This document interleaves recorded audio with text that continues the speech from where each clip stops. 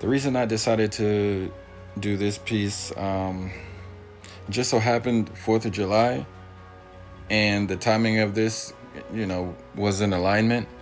But I wanted to add more female characters or female personalities into my portfolio, just so I can have a range instead of being a guy who only draws, or illustrates other male characters, male people.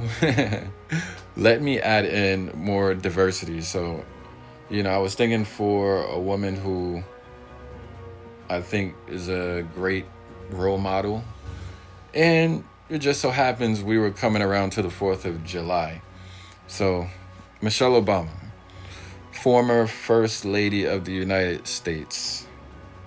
Um, and then here coming up, we're going to get another look at her just to see her from other perspectives and angles.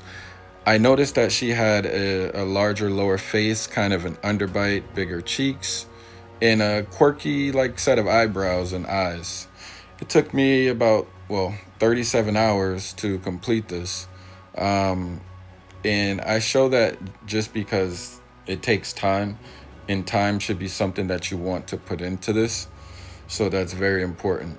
Here, I'm starting with the hands and doing a little highlighting on the hands that you may not be able to see very close up. I'm trying to show the underbite, um, but I think the underbite is subtle, and the way you could communicate it is through shadowing the bottom part of the mouth or the teeth right on top of that bottom lip. I could have done it more, but I didn't. Um, Okay, here now we're going back to actually the beginning, and you can see how the drawing developed from, the sketch, which doesn't really look too much like Michelle, but it has elements of Michelle, like the hairdo, the smile is there, aka the expression, um, but it needed some work. The hair is something I talked about in a previous video that needed to be developed.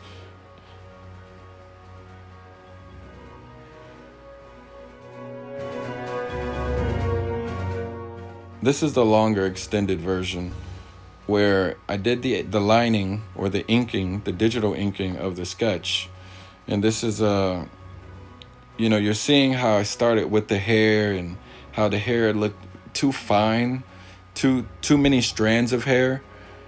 And I said, you know what? Doing too many strands of hair is not the way to go, because just like the book I'm reading, it teaches you that only draw what's apparent to the eye when you're doing these illustrations. You don't need to get every single tiny detail. And I'm finding that too many lines can hurt the work.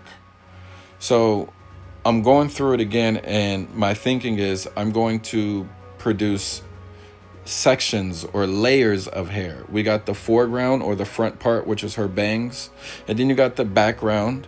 And then I'm noticing when you draw hair, but behind the neck or below the ears, that space back there, it's it's in the back, so you have to treat that like a background as well, which means that you have to establish a foreground even on the bottom part of the hair. And those two, like wing shaped or banana shaped, that converge in under the chin. That would be the foreground.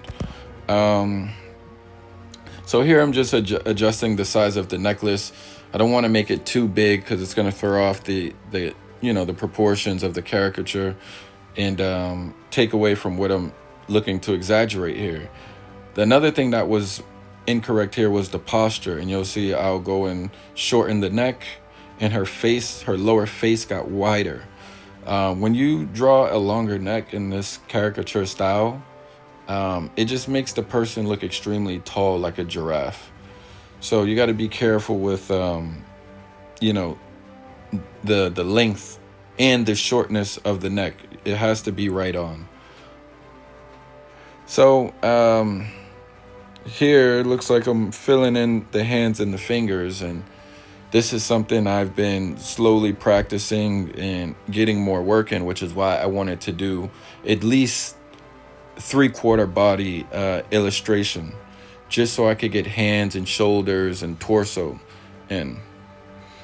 So going back to the hair, it looks like I added another layer to the top part, where now it looks like it's in threes, where you got the front of the bangs, then there's like a middle portion, and then the back.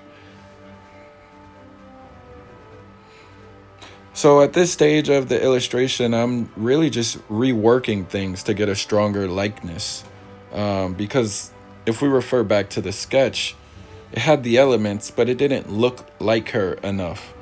So here I'm noticing I need to do work with the lower face and try to communicate the underbite.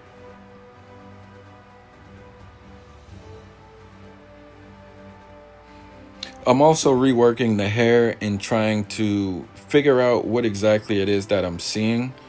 And it took me to look at some other images of Michelle and her hairstyles to see what was going on. Now, the background is just to make this not boring to look at. It's to give it a theme in a sense. And as you can see here, look how many lines I have on the face. This is, this is making it complicated. I don't really know the muscular structure of the face well enough. And I'll end up removing the lines and only saving the essential lines in the face.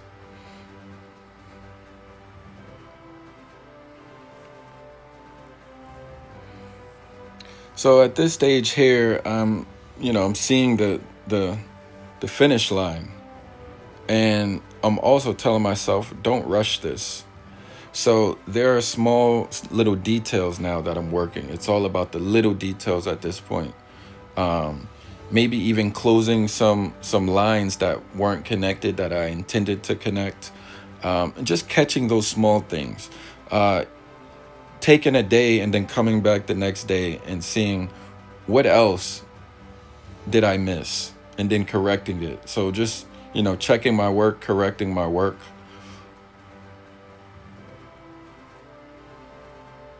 So I could see there I added more, I gave her more liner. I made it thicker. Her mascara, her eyeliner, made it more pronounced, and now I'm adding in some shadows. So I split my coloring into three: shadows, midtones, and highlights. The midtones is basically the base tone. The shadows go everywhere that you need to create depth or that there is darkness.